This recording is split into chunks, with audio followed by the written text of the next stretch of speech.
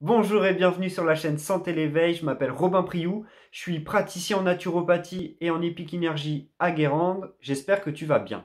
En ce moment c'est les vacances, il y a du soleil, donc on a tendance à s'exposer un petit peu plus et c'est dans ces moments-là qu'il peut y avoir des petits désagréments comme des coups de soleil, des légères brûlures, voire des grosses brûlures. Si tu n'as pas vu mes deux précédentes vidéos sur le soleil, je te les mets dans la fiche ou dans la description. Donc, que faire en cas de brûlure ou de coup de soleil? La première des choses, ça va être de rester au maximum à l'ombre afin de ne pas rajouter de l'huile sur le feu. Ce serait totalement contre-productif. Pour toutes les astuces qui suivent, sache que ça ne remplacera jamais une consultation avec un professionnel et que là, je vais te donner toutes les astuces naturelles, mais qu'il existe aussi des solutions allopathiques qui peuvent être très bien dans certains cas.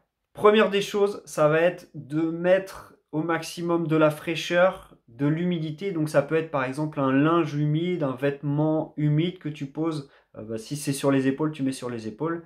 Ou alors des aliments aqueux comme le concombre ou la courgette. Tu fais des fines tranches et tu les poses. L'avantage, c'est que d'une, il y a de l'eau et en plus, il y a des minéraux. Ça va permettre d'éteindre un petit peu le feu sur les zones qui sont touchées. Ensuite, tu peux faire des cataplasmes d'argile. Donc les cataplasmes d'argile, ce ne sont pas des masques, c'est pas une couche d'1 millimètre. Non, on peut mettre jusqu'à 1,5 cm, voire 1 ou 2 cm.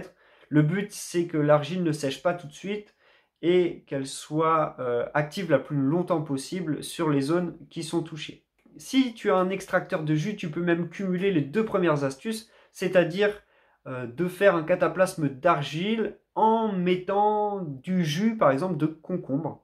Donc tu mélanges du jus de concombre avec de l'eau, tu mets de l'argile, tu mélanges, et là ça va te faire une pâte qui va d'une être très rafraîchissante, c'est vraiment agréable quand tu es brûlé, et en plus ça va vraiment aider le corps à se réparer et à reconstruire tous les tissus qui ont été abîmés. Autrement, il y a l'aloe vera à mettre fraîche directement sur les brûlures.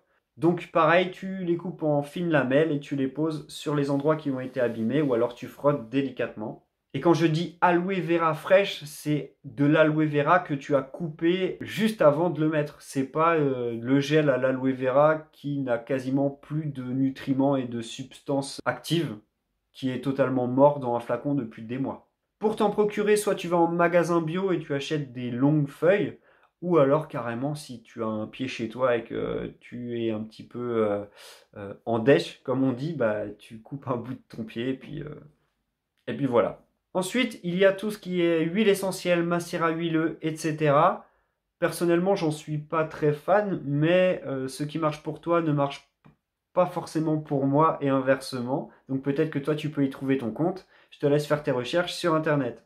Et enfin, dès que tu vois que tu as été brûlé, que tu as un coup de soleil, ou oui, même si tu as fait la cuisine, que tu t'es brûlé avec un ustensile, il ne faut pas hésiter à appeler quelqu'un qui passe le feu. Que tu y crois ou que tu n'y crois pas, je t'assure que ça peut vraiment changer les choses. Bien sûr, il faut appeler le plus tôt possible, parce que si tu appelles 2 mois après pour une brûlure, bon bah là, il n'y a pas grand-chose à faire quoi. Pour information, Marion et moi passons le feu. Si tu souhaites plus de renseignements, tu peux contacter l'un de nous ou nous deux. Les informations sont dans la description. Et je le répète, lorsque tu consultes un coupeur de feu, fais-le dans les plus brefs délais. J'espère que cette vidéo t'a plu, qu'elle t'a été utile. C'était des petites astuces un peu bateau, il y a beaucoup de gens qui les connaissent, mais bon, sait-on jamais, peut-être que toi tu ne les connaissais pas. En attendant, je te souhaite une belle continuation, une belle vie pleine d'amour, de confiance et de paix, et je te dis à bientôt.